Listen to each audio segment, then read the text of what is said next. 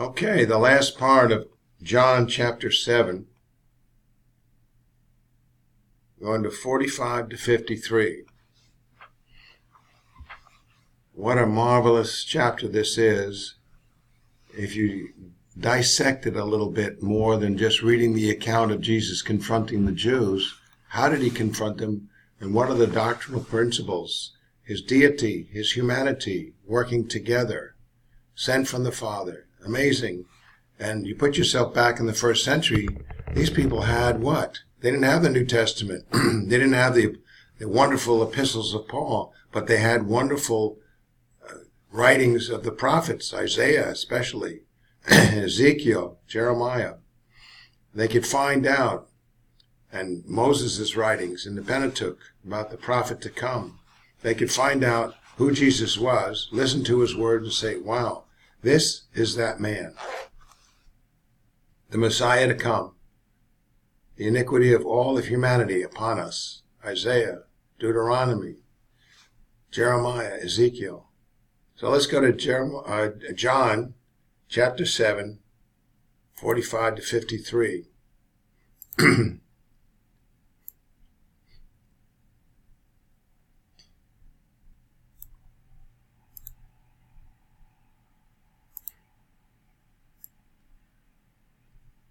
Verse 45.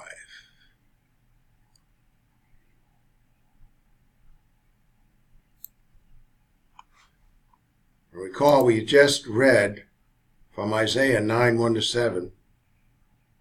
Unto us a child is born, unto us a son is given. Jesus was speaking of himself, and the government will be upon his shoulder, and his name will be Wonderful Counselor, Mighty God, Everlasting Father, Prince of Peace.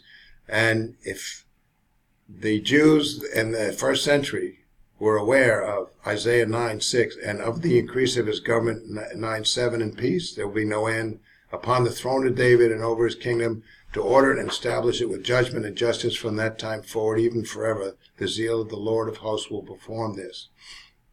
If they only knew of this passage, and Isaiah 53, and Deuteronomy 18, and put two and two together, and watched Jesus and listened to his words and the miracles that he performed, they would have believed, and some did.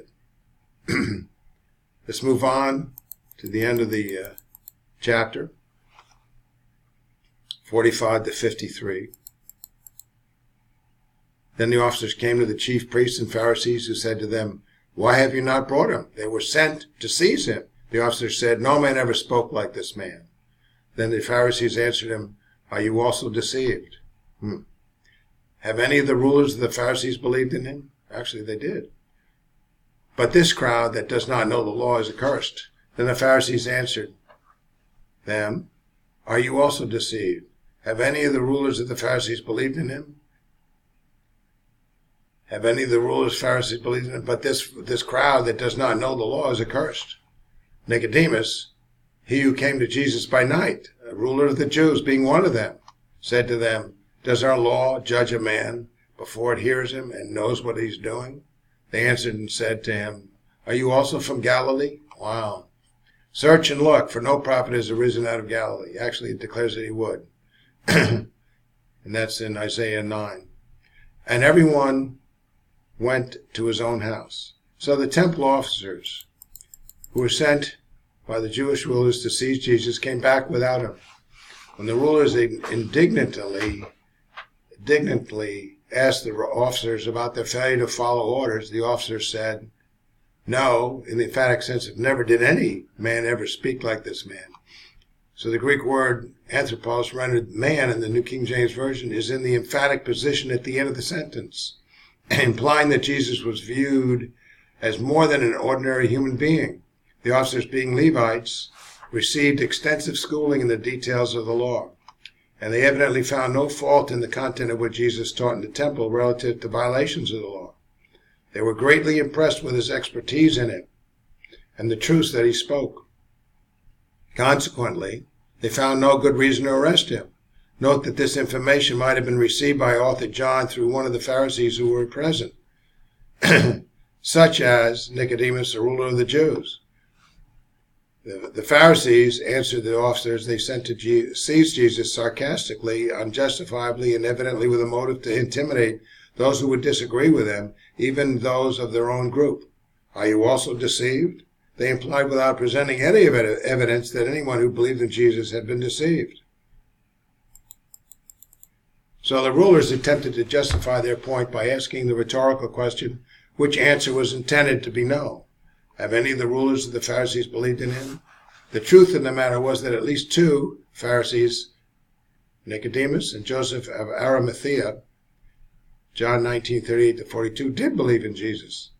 The rulers declared that because the crowd did not know the law, they were eternally cursed. They implied that anyone who opposed them was declared to be ignorant of the law or their interpretation of it. It is interesting to note that the fellow rulers who were Sadducees were vehemently opposed to the Pharisees and many points relative to Scripture and the law, yet both groups joined to condemn Jesus to death without a trial. What hypocrites! And that's what Jesus called them. The rulers who were Levites, Sadducees, and Pharisees thought that wealth and education were the proof of their acceptance with God. On the other hand, the Jewish rulers' pursuit of Jesus in order to kill him without due course of trying him under the provisions of the law and the condemnation of the crowds were egregious violations of the law. Even when Nicodemus, one of their number, referred to the provision for any Jew to have his day in court, defending Jesus' right to have his day in court, does our Lord judge a man before it hears him and know what he's doing? They brushed aside the law and ridiculed him. Note that Nicodemus, one of the rulers, was the one who came to Jesus by night, John 3:1-18.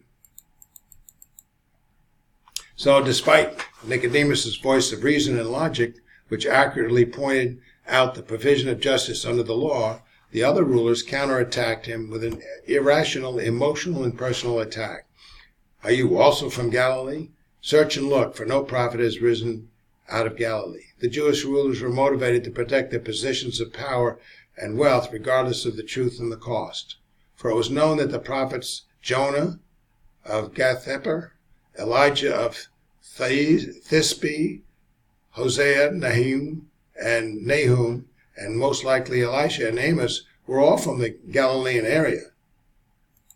They were just stepping on their own foot, showing their ignorance in Scripture, or not willing to admit and just making up anything. Although the rulers were not justified in their decision to kill Jesus, they continued to contradict the truth about Jesus, the law, and Scripture, especially relative to the coming of the Messiah through his birth in Bethlehem, which is in Micah 5:2, where Jesus was born in the line of David. They did not acknowledge the fact that the Scriptures referred to a light coming to the Gentiles in Galilee, corresponding to the work of the Messiah. Here it is, Isaiah 9:6-1-7. You can click on that and read that. The rulers have been unable to get all of the ruling body behind them to wholly agree with one another on the agenda to kill Jesus, and they pursued the matter no further that day. The last verse of chapter 7, John 7:53, rendered everyone went to his own house in the New King James Version, as well as 8:1-11, in the next chapter do not appear in the earliest manuscripts, and most likely are not part of the original text. And we'll move into that later.